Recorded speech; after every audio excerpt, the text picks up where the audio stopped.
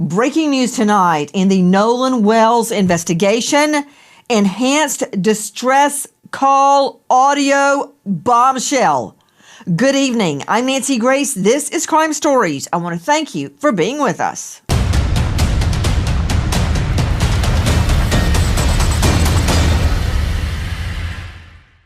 He was face down on the beach right at the water's edge. If he was sent face down, that also doesn't make sense to me. If he's face down, wouldn't blood pool just by nature of gravity this way? So right now we've got a lot of questions, but as the second doctor says, this is all still pending investigation. If this were your child, wouldn't you want to know what happened?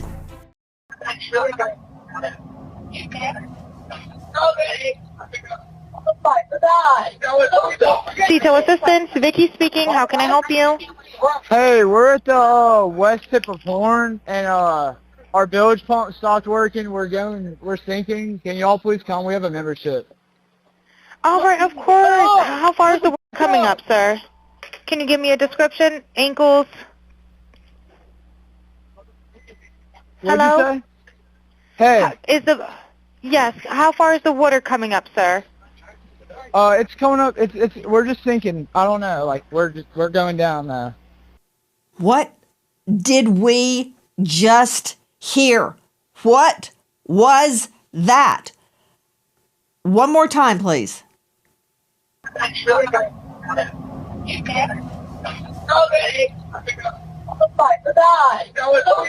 Detail assistance, Vicky speaking. How can I help you? Hey, we're at the west tip of Horn, and our bilge pump stopped working. We're sinking. Can y'all please come? We have a membership. All right, of course. How far is the water coming up, sir? Can you give me a description? Ankles? What'd Hello? you say? Hey. Yes. How far is the water coming up, sir? It's coming up. We're just sinking. I don't know. Like we're going down now. Straight out to investigative reporter Crime Stories, Dave Mack. Did you just hear what I heard? Now, this has been transcribed, and this is the C-TOW dispatch call. Because, Dave, when I first heard this, I thought, has this been doctored? Is this real? Where's this coming from, Dave? Nancy, this is coming from from Mississippi, from the actual official. Okay, when we get into the Mississippi Fish and Wildlife and at the reserve putting this out for the public, this is not like from Dave Mack's recording. This is an official recording, Nancy, that is being issued, and it's shocking when you listen to this call for a tow, for the C-TOW. Going further into it, Nancy, you're picking apart all of the different voices that can be heard on this one phone call, trying to determine what is really taking place on this boat that is allegedly sitting in 31 feet of water, a depth of 31 feet. And a bilge pump not working, claiming they're sinking, and calling for help. And yet, in the background, are we really hearing all of this other activity? Guys, this was released from the MDMR, the Mississippi Department of Marine Resources. Alexis Tereszczuk joining us out of LA, just joining us now, Crime Stories investigative reporter as well. Alexis, the transcription, I want you to listen to it, Alexis, as we play it again. This is obtained from the Mississippi Department of Marine Resources. It's not something we just found on TikTok. Listen.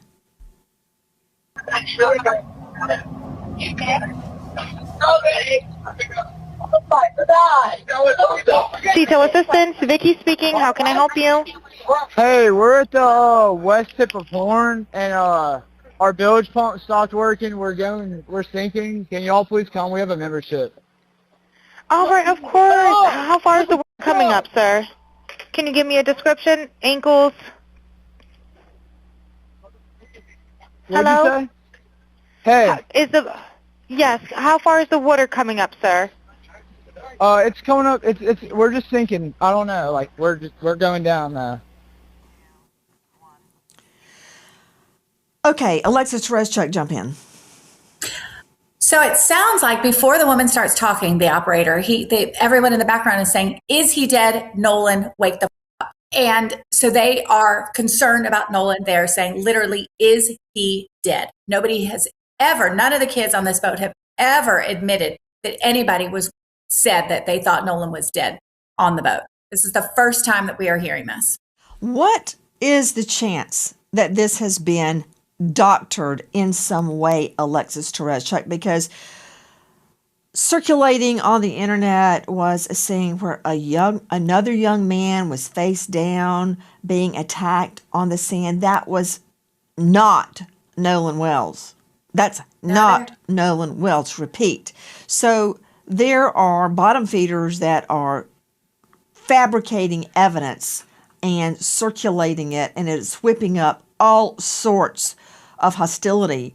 But regarding this, have you listened to it independently of any transcription?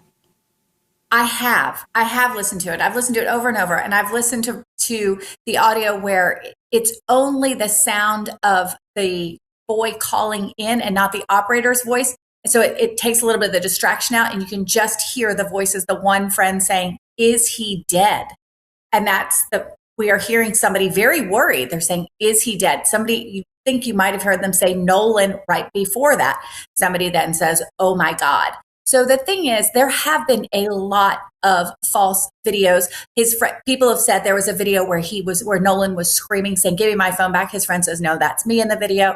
There have been tons of AI generated videos and images and things, but this is the official audio from the organization. Okay, let's hear the audio to which you are referring. Listen.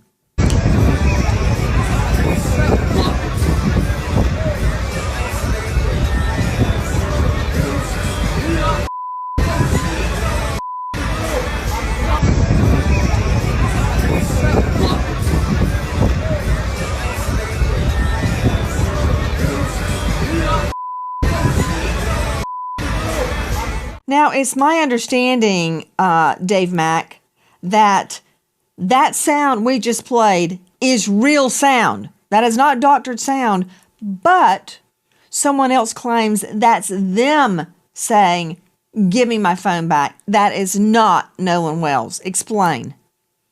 Well, Nancy, what we have is some friends that were also out on the boat trip out to Horn Island that were with Nolan Wells and were friends with Nolan Wells, claim that was him, that he was the one that was saying, "Give me my phone back," that it wasn't Nolan Wells. So we've got an identification from the person who says, "I was the one saying that. It wasn't Nolan Wells." And when you listen to the audio, Nancy, it does seem like it is not Nolan Wells saying, "Give me my phone back." It sounds like the guy claiming it.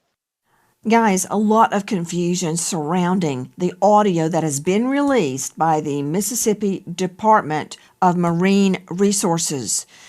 This, as we are also learning about an offer made by the United Cajun Navy to Ben Crump, who is representing Nolan's family, to Todd Terrell joining us, the president of the Cajun Navy. Todd, thank you for being with us tonight.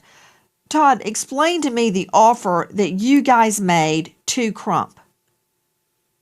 Well, first of all, I want to make sure that I really am specific about the words I use because I don't want things taken out of context. Me personally, as president of the United Cajun Navy, made a call to Mr. Crump and offering him our services for dogs, cadaver dogs, and specific scent dogs. I never heard back from him. Our incident commander, Josh Gill, did speak to Liza Parks, I think he's one of his lead attorneys or whatever, and offered the services as well.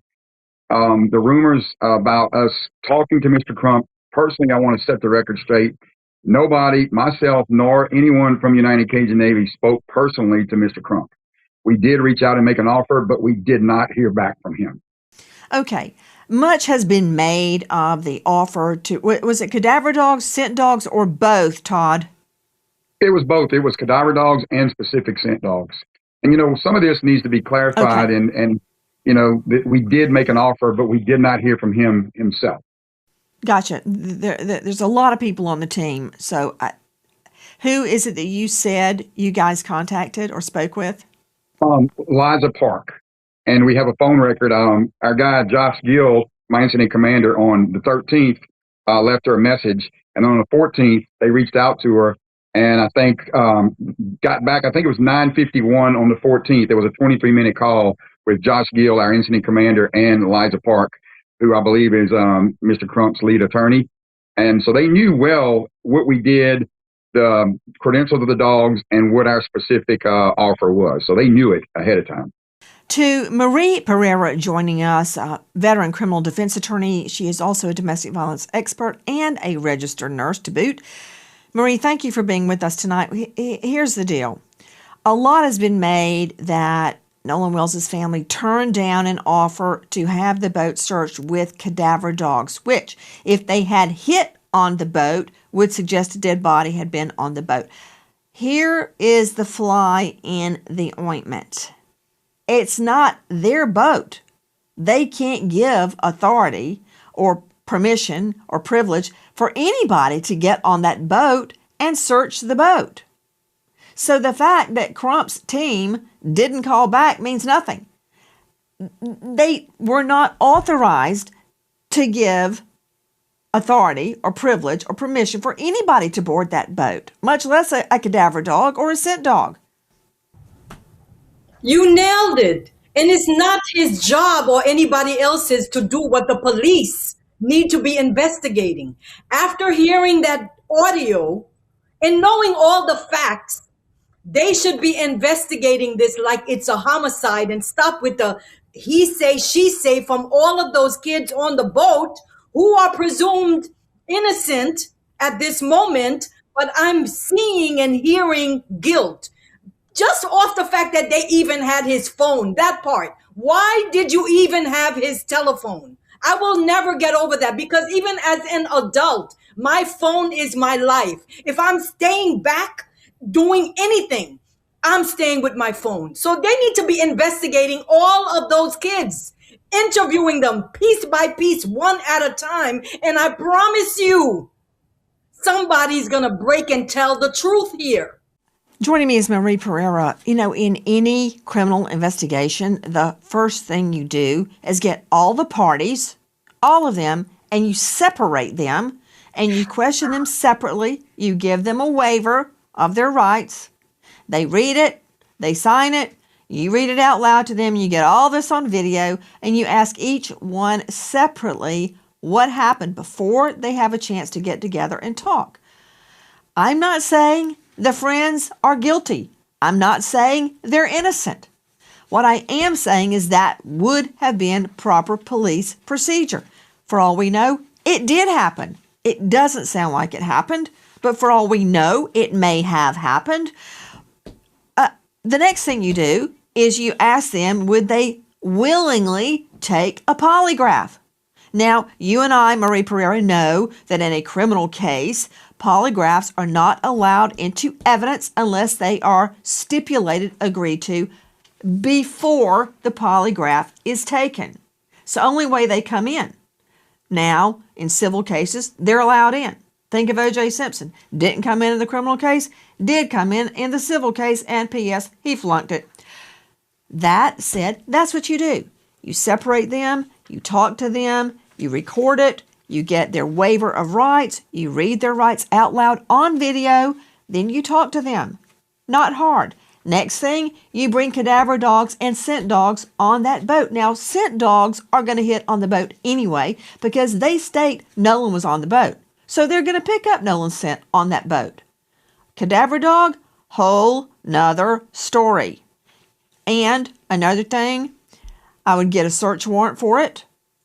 You may not need a search warrant because a moving vehicle, as you know, Marie Pereira, under U.S. v. Carroll, that was a case that goes all the way back to moonshine days, bootleggers. If it's exigent circumstances, in other words, the evidence could leave. In that case, it was a car that was weighted down in the back. And the prohibitionists thought there was moonshine in it, and there was, and they stopped the car because the evidence would have been gotten rid of. Same thing with the boat. You may not even need a search warrant, but you could get one. That said, that should have been done day one. To Todd Terrell, President Cajun Navy, you guys have at your access scent dogs and cadaver dogs. Do you believe, Todd, that any evidence of a body on that boat would still be detectable, even now?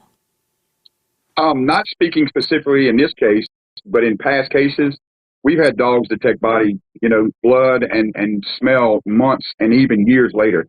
Our biggest thing was you got to eat this elephant one piece at a time. And if no one thought there was anything on that boat, they should be willing to allow dogs to go on the boat.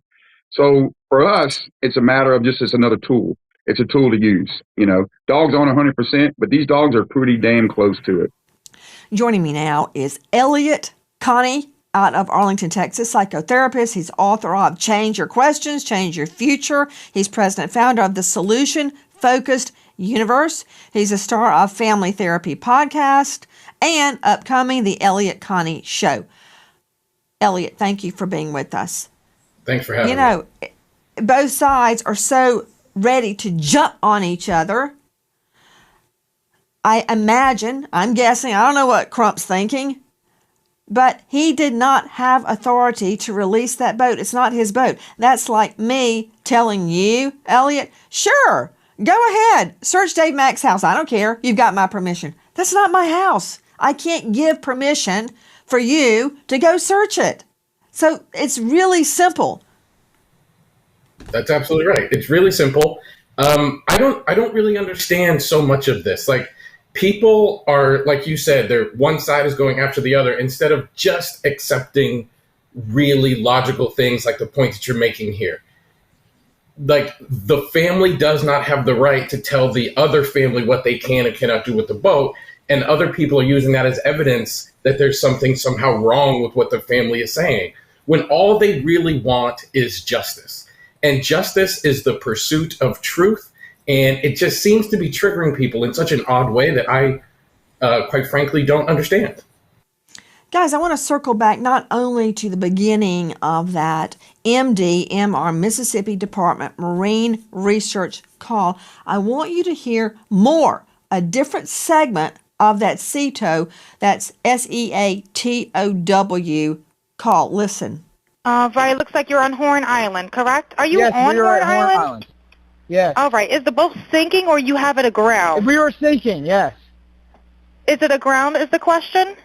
No, we're not aground. We are in Okay. 17 foot of water. We're in 31 foot of water.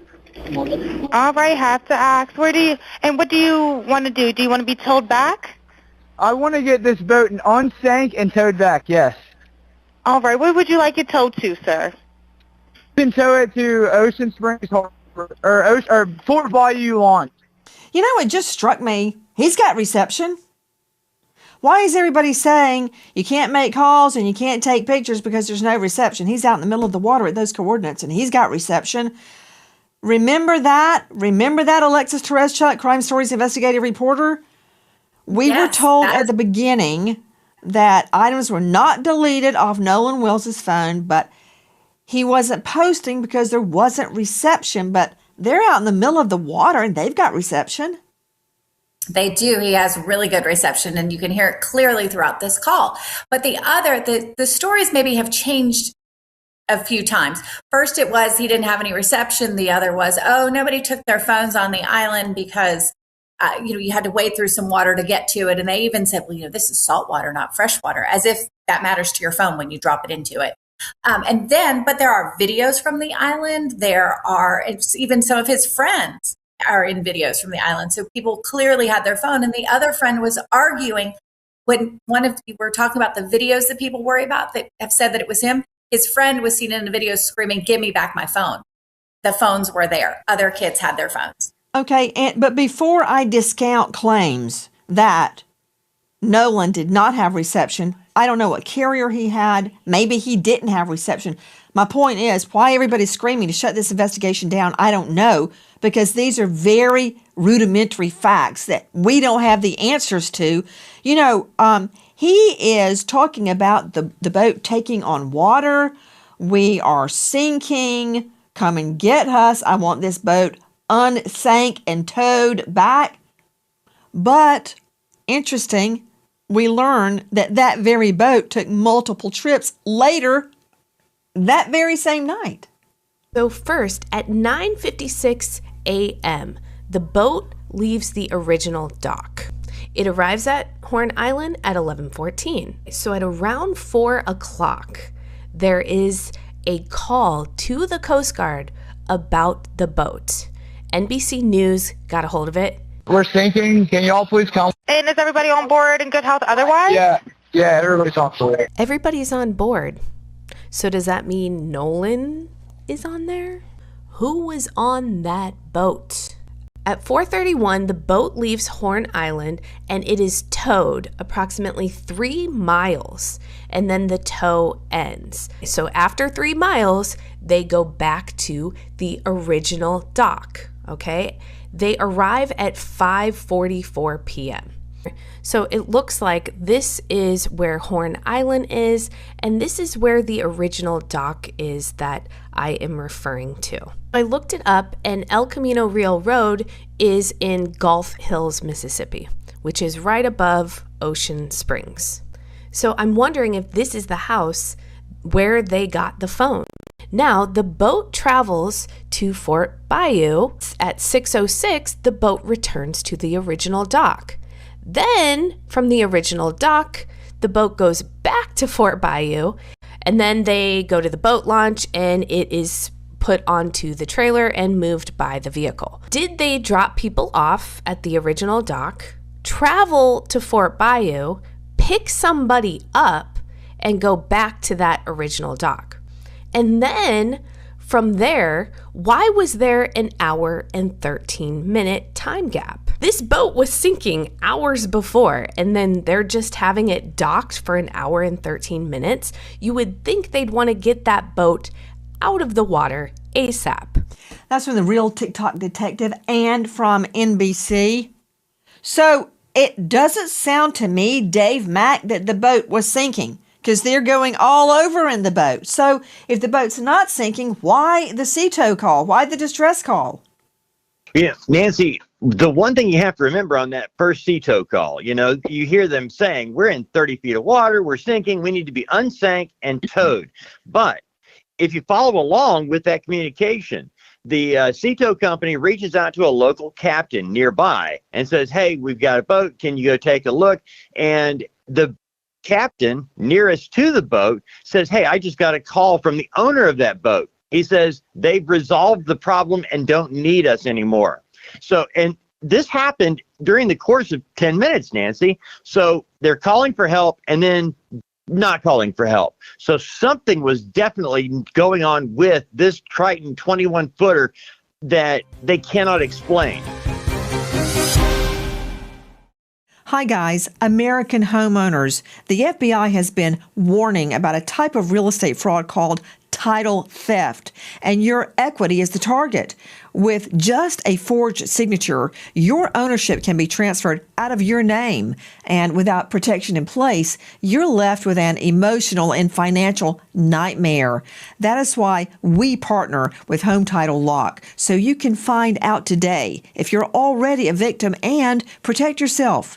Use promo code Nancy at HometitleLock.com to get a free title history report plus a free trial of their $1 million triple lock protection. That's 24/7 monitoring, urgent alerts, and if you're a victim of fraud, they'll spend up to $1 million to fix it.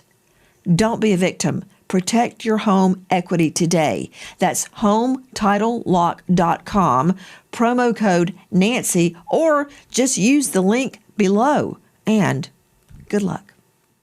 We don't know the truth about the claim the boat was sinking, because it sure as heck doesn't look like it was. So why the sea tow call? That leads me back to the original sound from the Mississippi Department of Marine Resources.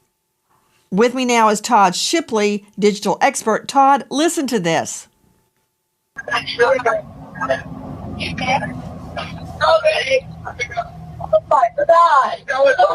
Detail assistance, Vicky speaking. How can I help you? Hey, we're at the west tip of Horn, and our bilge pump stopped working. We're sinking. Can y'all please come? We have a membership. All right, of course. How far is the water coming up, sir? Can you give me a description? Ankles? What'd Hello? you say? Hey. Yes. How far is the water coming up, sir? It's coming up. We're just sinking. I don't know. Like we're going down. Joining us tonight, Todd Shipley, digital cyber crime expert, former Detective Sergeant Reno, 25 years in law enforcement, and author of Surviving a Cyber Attack and author of Investigating Internet Crimes, Solving Crimes in Cyberspace. You can find Todd at darkintel.info. Todd, how can I tell if this is real? It was supposedly originally gotten from the government agency that supplied it. It doesn't sound like it's a complete video to me to begin with, because there should be more conversation. So where's the rest of the video would be or the audio. Then we can start to begin to forensically look at the audio to try to figure out and pull out the voices in the background, because the question is, what are the people saying in the background, and what exactly are they doing? What sounds are in the background? Are they actually at the place that they say they are, based on noise in the background and other things that are happening? So, I mean, we can look at a lot of those other things within the audio itself to try to identify what's there and what these people are saying. Pull out those individual quotes and try to isolate them based on what they're saying, and slow it down, speed it up, that kind of thing, and pull out the background noise so that there's nothing else, so we can just isolate those things.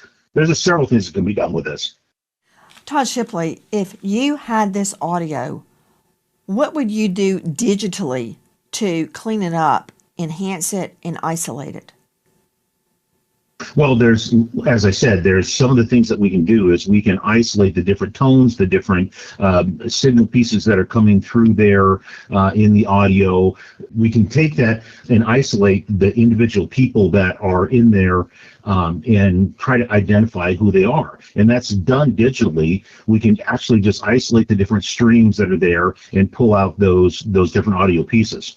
To all the members of the panel, I want you to listen carefully to this without reading the transcription. One more time.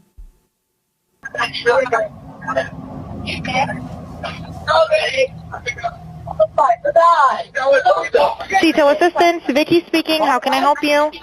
Hey, we're at the west tip of Horn, and our bilge pump stopped working. We're sinking. Can y'all please come? We have a membership. All right, of course. How far is the water coming up, sir? Can you give me a description? Ankles? What'd Hello? you say? Hey. Yes. How far is the water coming up, sir? It's coming up. We're just sinking. I don't know. Like we're going down now.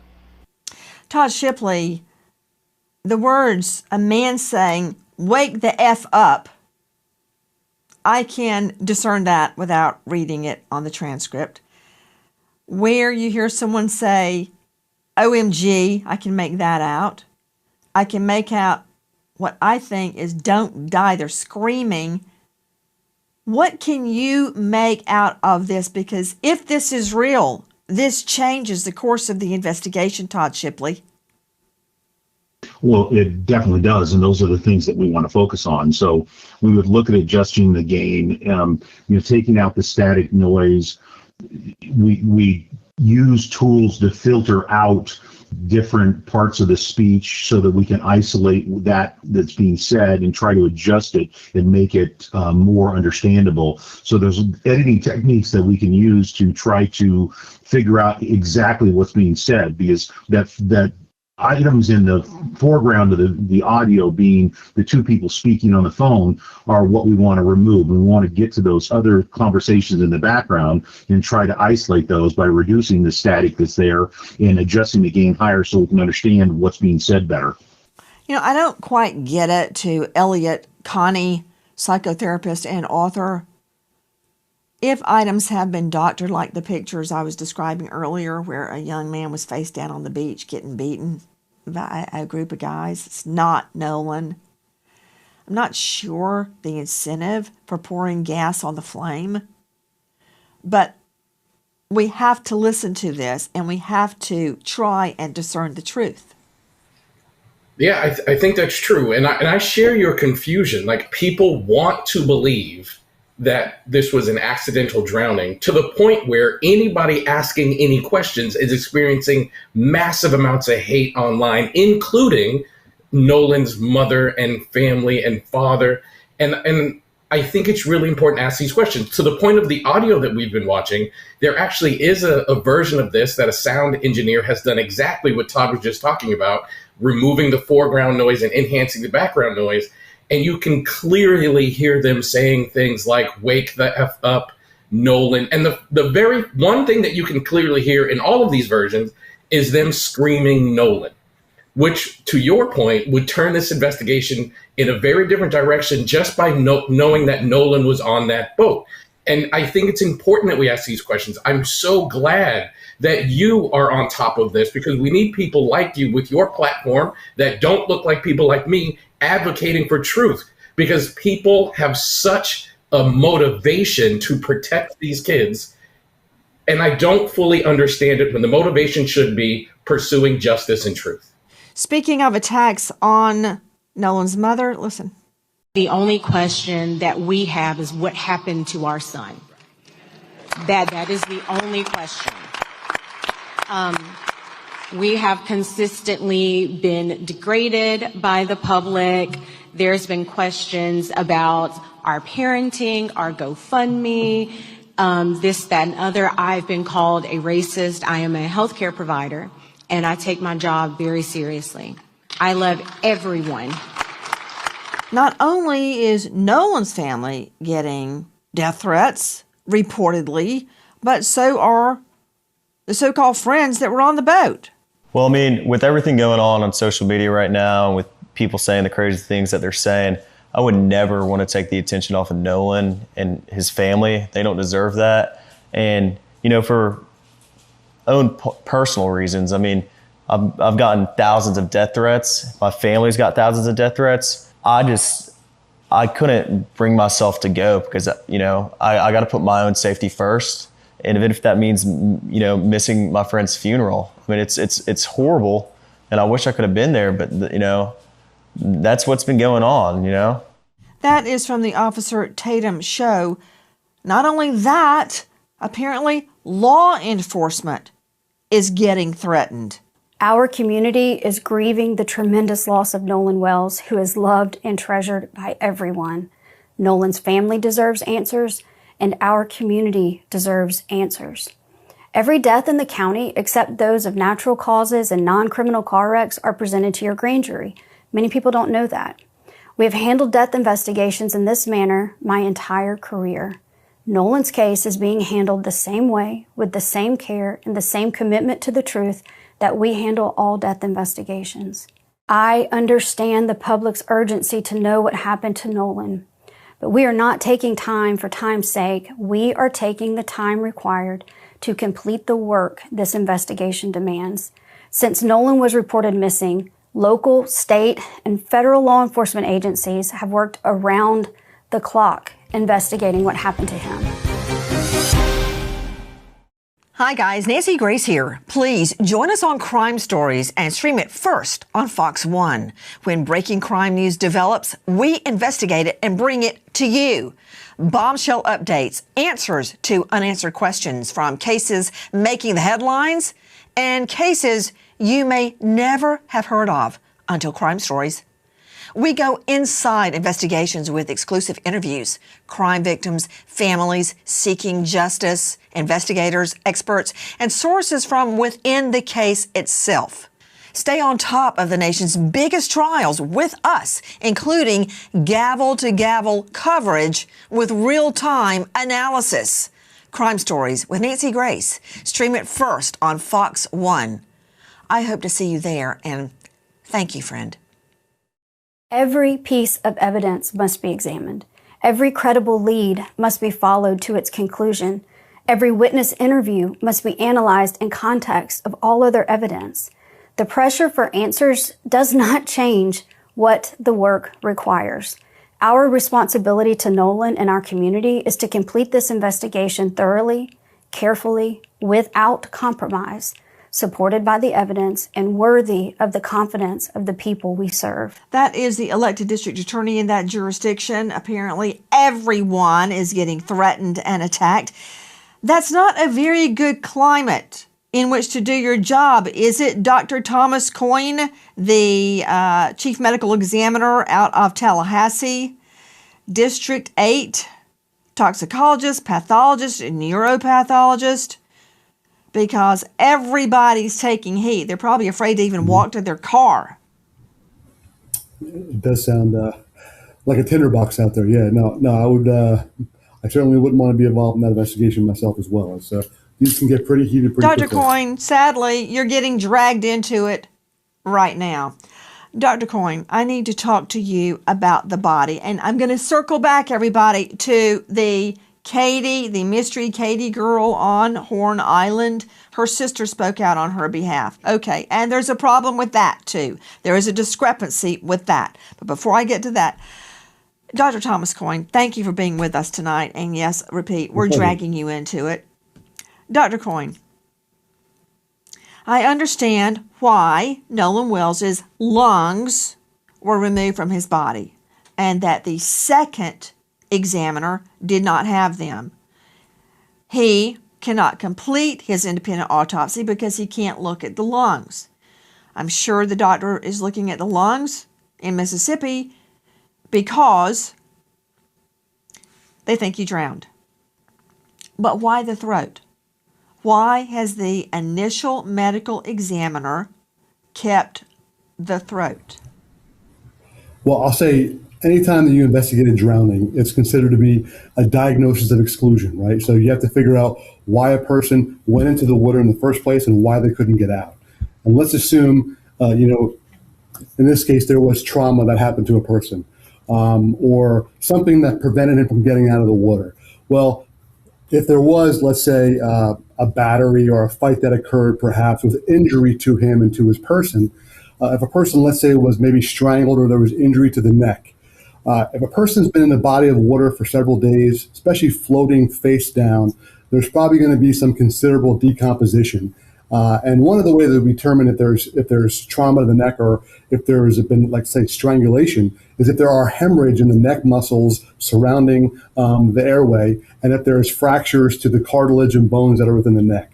But if there's some considerable decomposition, the blood that's within the major neck vessels can begin to leak out into the surrounding muscles and make it very difficult for you to differentiate actual hemorrhage from artifact of decomposition. So what they may be doing is preserving the neck itself to digest away all of those tissues, to really examine the bones, the highway bone, and the tracheal cartilage to get a better idea of whether or not there's any trauma or fracturing to those structures. That's the only thing I can think of that why you would want to keep those particular structures. Understand that there's no significant or no specific finding at autopsy that allows you to diagnose drowning, even the lungs. So the lungs may have evidence of, fresh water or salt water, by looking under the microscope, but you can't tell whether that was active or passive movement of water into the lungs, if this was a body that was thrown into the water after death or a person who actively drowned. And so I don't know why they're saving the lungs, but the neck structures, I can make the argument that they're trying to get a better look at the neck cartilage as well as the bone, the highway bone in the neck. So, Dr. Coyne, that was a lot.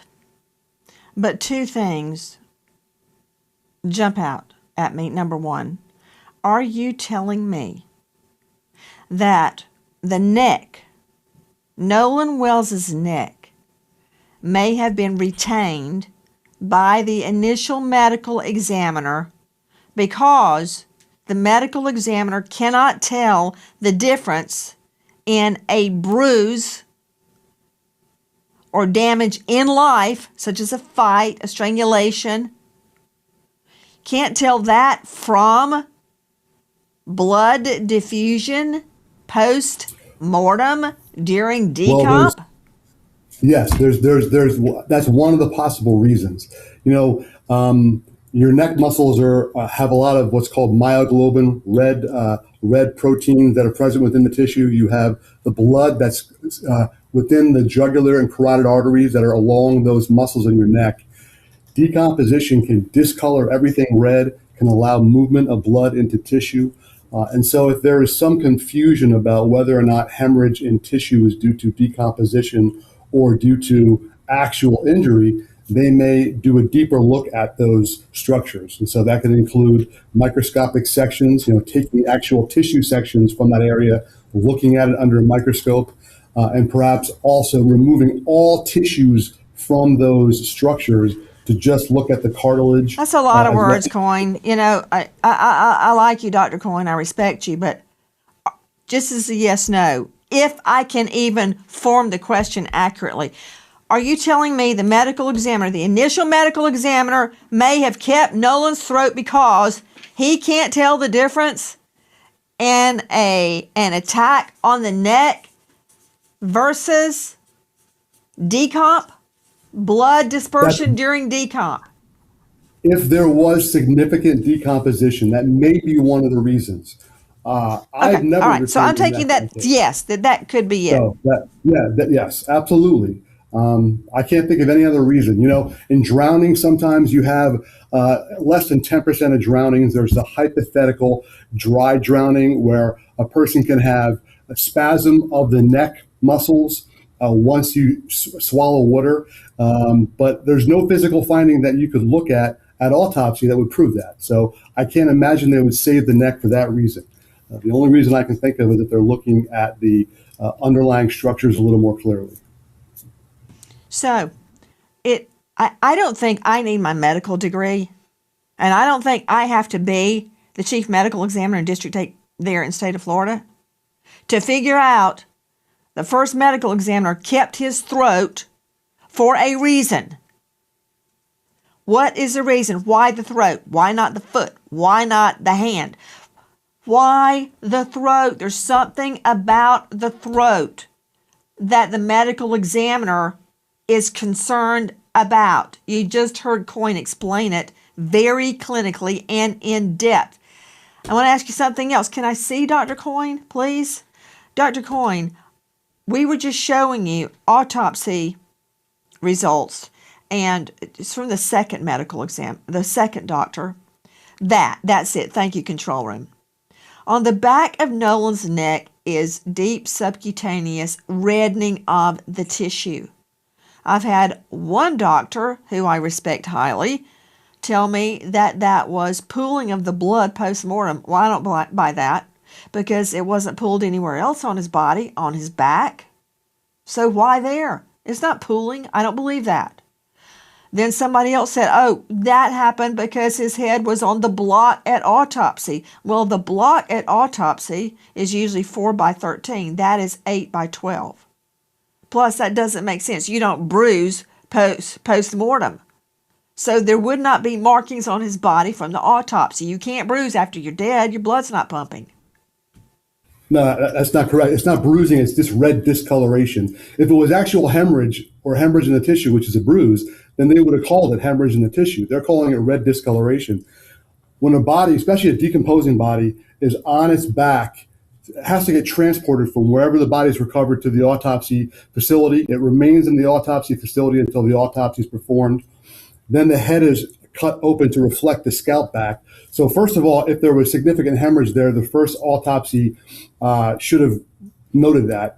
I don't know what their findings are, but understand that virtue, that process of reflecting the scalp to open the head and then sending the body off to do that second autopsy can also contribute to discoloration just from drying artifact. But when a body lays on its back, especially a body, if there's significant post-mortem interval, yeah, you can certainly have red discoloration just from leakage of both skeletal muscle proteins as well as blood from all the capillaries and blood vessels back here. And it stains the tissue, and very common to get it on the back of your head.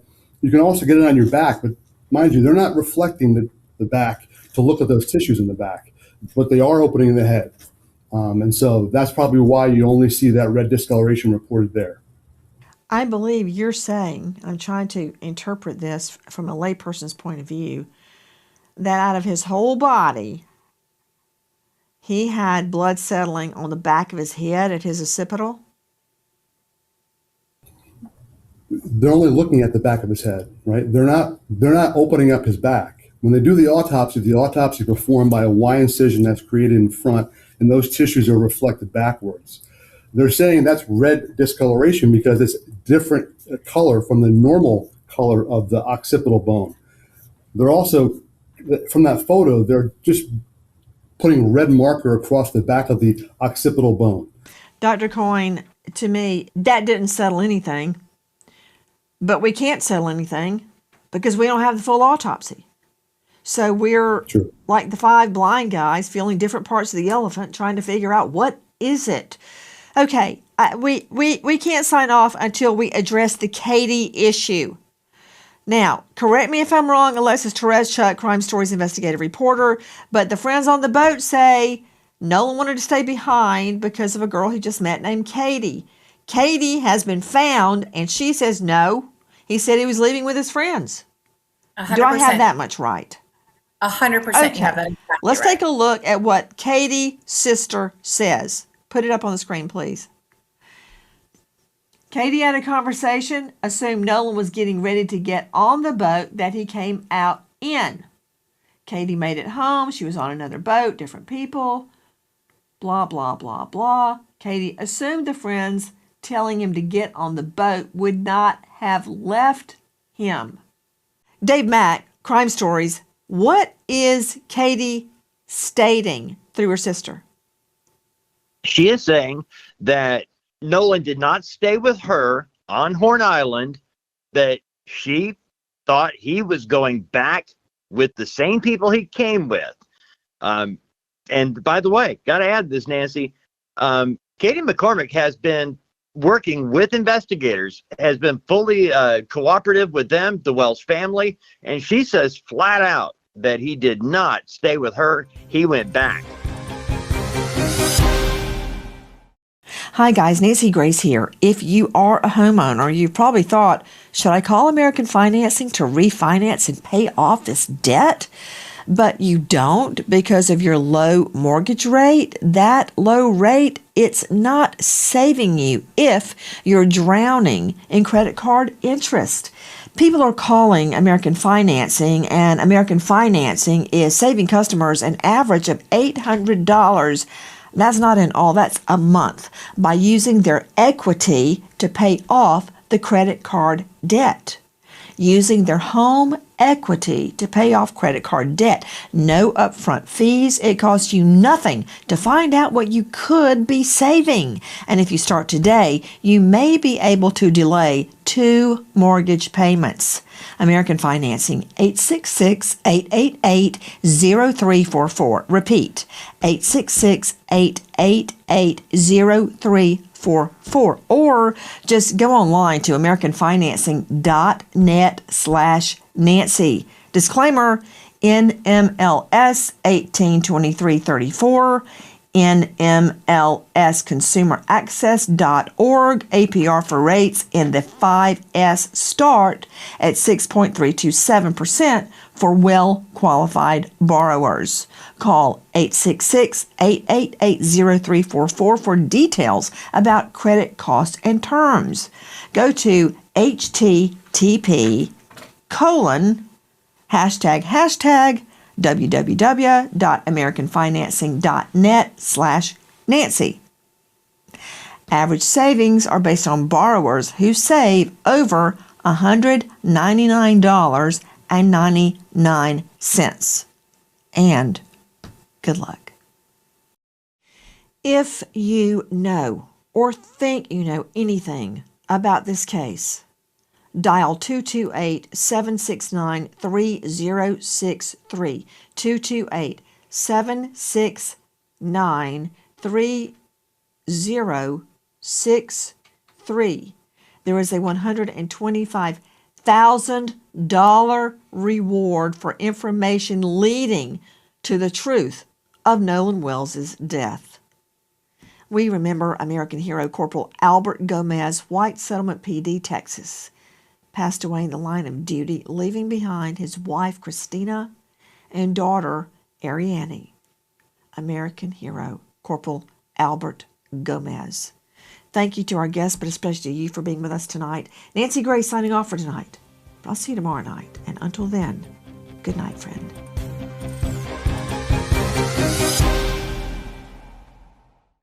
Hi, guys. Please join us on our mission to find missing people, especially children, to solve unsolved homicides. And if you're on the go, please join us on your favorite podcast app where you can get all our content, where we, in our way, seek justice.